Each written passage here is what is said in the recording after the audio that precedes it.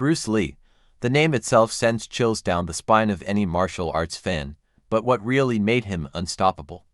Was it his lightning-fast punches, his iron will, or his unmatched philosophy of fighting? Today we break down one of Bruce Lee's deadliest weapons, his advanced footwork. This one skill gave him the edge in every fight. By the end of this video you'll see why Bruce Lee's footwork was leagues ahead of his time and how it changed martial arts forever. So get ready because what you're about to see will blow your mind. 1. Why footwork was Bruce Lee's secret weapon. Footwork. It's the most overlooked but most powerful weapon in any fighter arsenal. In martial arts everyone talks about speed, power, and technique. But without footwork, you're just a sitting duck. Bruce Lee knew this better than anyone.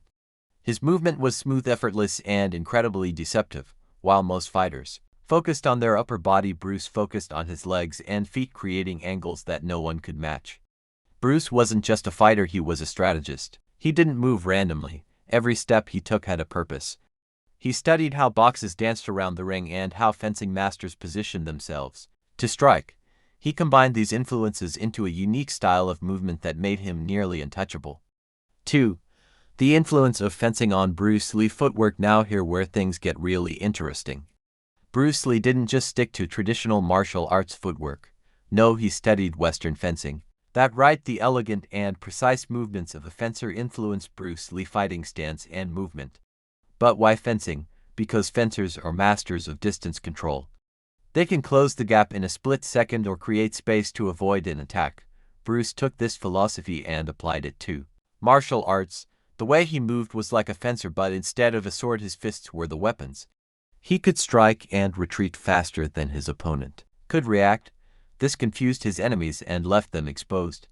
3.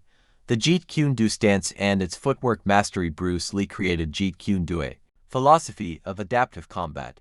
His footwork was a key element of this system.